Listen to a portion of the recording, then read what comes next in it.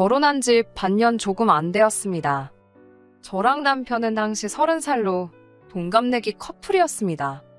남편은 군대 다녀오고 대학 졸업 후 취직한 지 얼마 되지 않은 상황이라 당시에 모아놓은 돈이 거의 없었어요.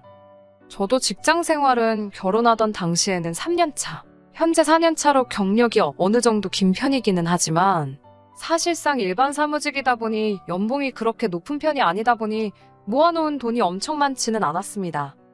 제가 모아놓은 돈이 5천만 원이었고 친정에서 결혼한다고 4천을 도와주기로 했어요.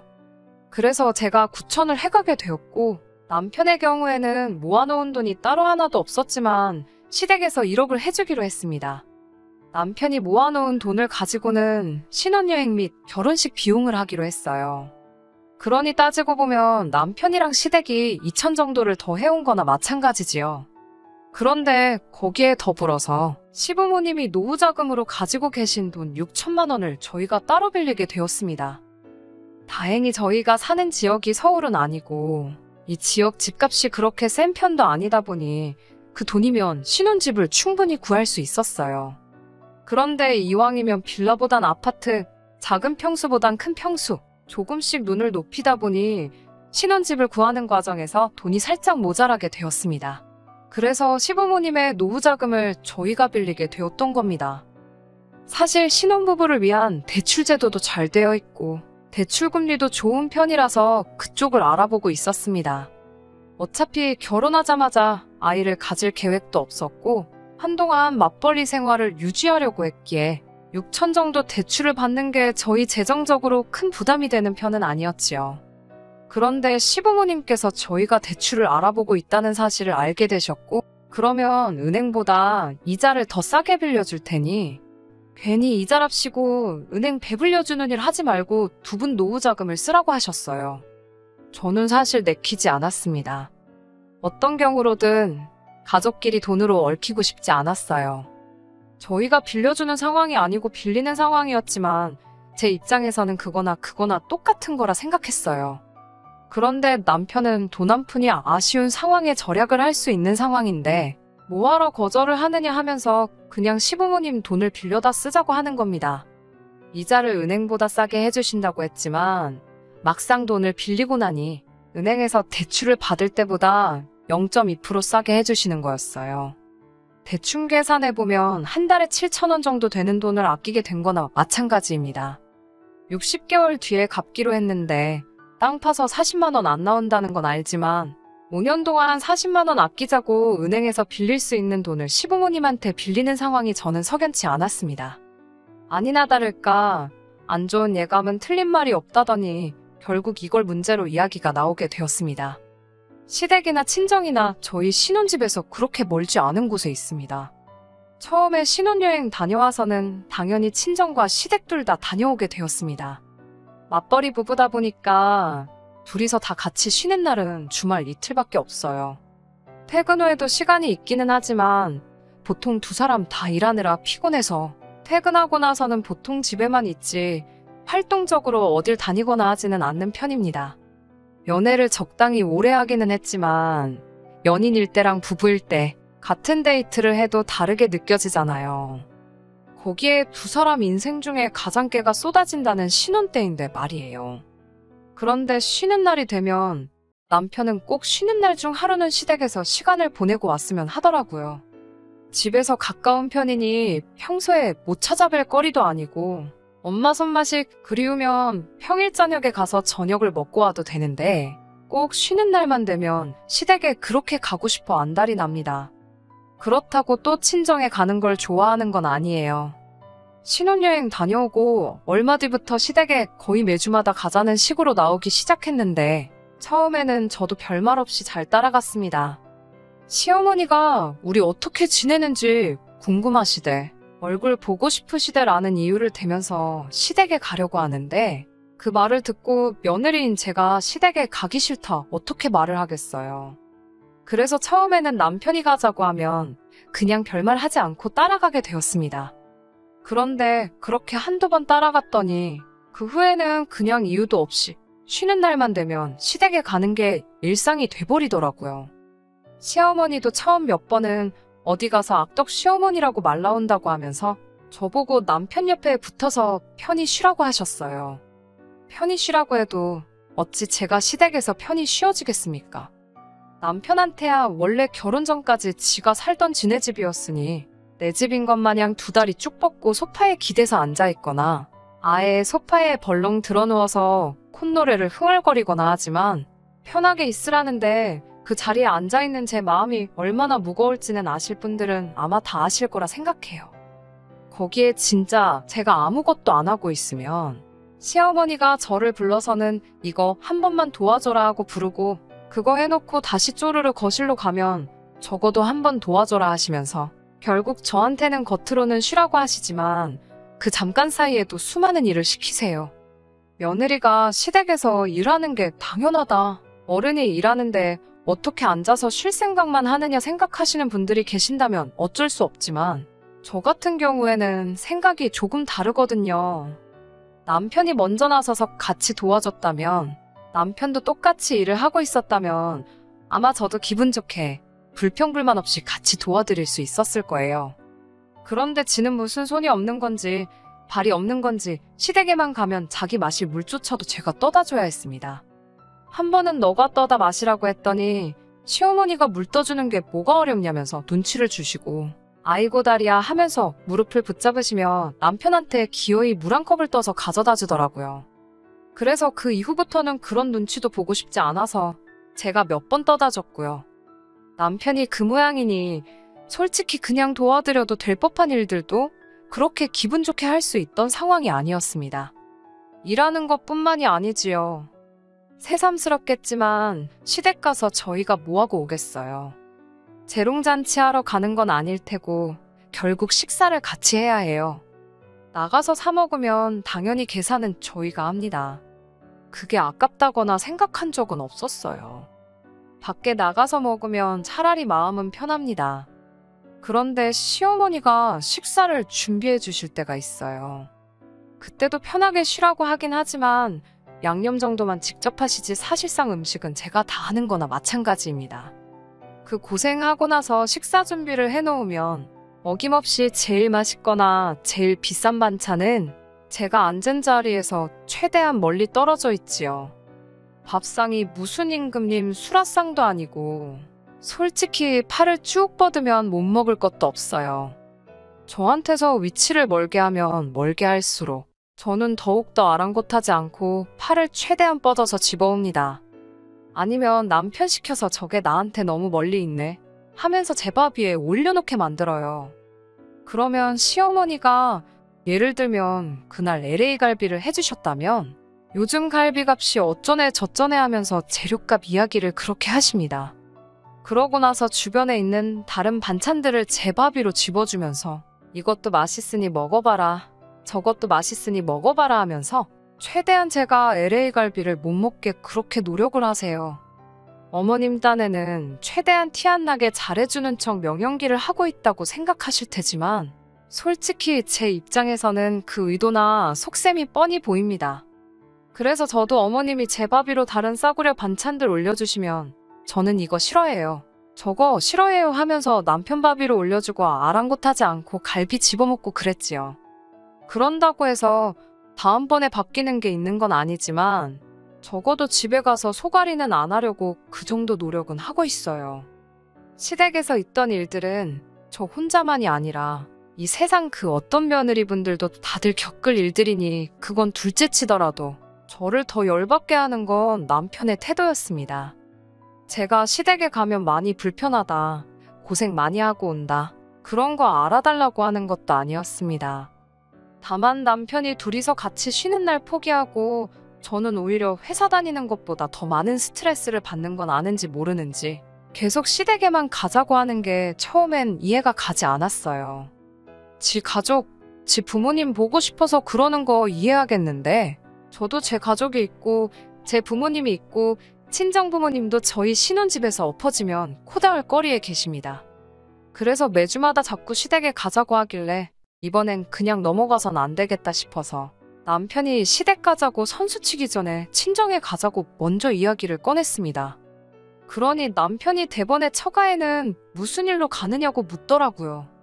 거의 매주마다 시댁에 가서 시부모님하고 같이 저녁 먹고 오지 않냐. 나도 오랜만에 친정부모님하고 같이 식사를 하고 싶으니 이번 주는 시댁 말고 친정에 가자. 이렇게 이야기를 했어요. 제가 무리한 부탁을 한 것도 아니고 한 번 시댁에 가면 친정에도 한 번은 가자고 하는 말이나 마찬가지였습니다. 그런데 남편은 얼굴에 오만상을 쓰더니 친정에 가면 자기 불편하다고 갈 거면 저 혼자 다녀오라고 하더군요. 여태까지 시댁 다닐 때는 가기 싫다는데도 몸 말도 안 되는 이유를 대면서 저를 데려가 놓고선 막상 친정에 가자니까 오만상 얼굴을 찌푸리며 불편해서 싫다고 하니 어이가 없었습니다. 그래서 저도 똑같이 말을 했지요. 나도 시댁 가면 불편하다. 너가 친정 가는 게 불편해서 나 혼자 다녀오라고 하는 거면 무슨 말 하는 건지 잘 알겠고, 나도 시댁에 가면 불편하니 앞으로 시댁 갈 일 있으면 너 혼자 다녀오라 한마디 했습니다. 그랬더니 남편이 그건 무슨 경우냐고 하더라고요. 경우는 무슨 경우냐고, 내로남불도 아니고 내가 시댁 따라가는 건 군말 없이 바늘에 실 가듯 따라가야 하는 거고, 너가 친정 갈 때는 너 기분 따라 가고 말고 정하는 게 말이나 되냐고, 불공평한 거 아니냐고 했습니다. 그러니까 남편은 그 상황을 가지고 원래 그런 거라고 하더라고요. TV를 봐도 어디를 봐도 남편이 마누라가 친정에 가면 마누라 친정 갔다고 좋아하는 장면은 있어도 남편이 시댁에 가면 여자들이 남편 시댁 가서 너무 좋다고 하는 장면 본 적이 없지 않냐고 하는 겁니다. 말인즉슨 친정에는 여자가 혼자 가는 게 맞는 거고, 시댁에 갈 때는 당연히 며느리인 제가 남편과 같이 가야 하는 게 맞다고 하는 거예요. 그게 무슨 말도 안 되는 소리냐고, 어깃장 부리지 말고 제대로 된 이유를 대라니까 진짜. 세상에서 가장 어이없는 말 같지도 않은 걸 이유라고 대면서 지금 제가 공평 불공평을 자기 앞에서 외칠 상황이 아니라고 하더라고요. 무슨 근거로 그런 생각을 하고 있느냐고 했더니 저희 결혼할 때 결혼자금 이야기를 하는 겁니다. 우리 부모님, 그러니까 시부모님 아니었으면 지금 우리 이 집에다가 살림이나 차렸겠냐는 어이없는 소리를 하는 겁니다. 여태껏 연애했던 기간과 결혼 생활 통틀어서 했던 말 중에 제일 어이없는 소리였어요. 얼마나 어이가 없었으면 콧방귀조차 안 나오더라니까요. 어머님 아버님이 그 돈을 그냥 해주셨냐고 따졌습니다. 당장 두 분도 요즘 상황에 어디 투자하는 거보다 우리한테 이자 받는 게 더 이득이니까 그 돈을 해주신 거 아니겠냐 했지요. 혹시 은행에서 대출받아도 되는 돈을 해주시는 것 때문에 내가 매주 시댁에 가서 가사노동도 해야 되고, 사위가 친정은 대접도 안 하고 콧배기도 안 비추게 내버려둬야 하는 거냐고. 그러면 당장에 은행 가서 대출을 받아올 테니 시부모님한테 그 돈 돌려드리라 했습니다. 5년 동안 40만 원 아끼자고 그러기엔 내 시간도 아깝고, 내가 스트레스 받아서 골병 들고 주름 하나씩 생기는 거 생각하면 돈이 아끼는 게 아니라고요. 5년 동안 내가 한 달에 10,000원씩 해서 시부모님한테 돈 따로 보내줄 테니까 앞으로 나는 시댁에서 시어머니 일하는 거 도와주고 그러기는커녕 그냥 앞으로 시댁의 발길을 따로 안 하겠다 했습니다. 그리고 다시 한번 당장에 은행부터 가서 일주일 내로 시부모님하고 금전관계 청산해 놓으라고 했어요.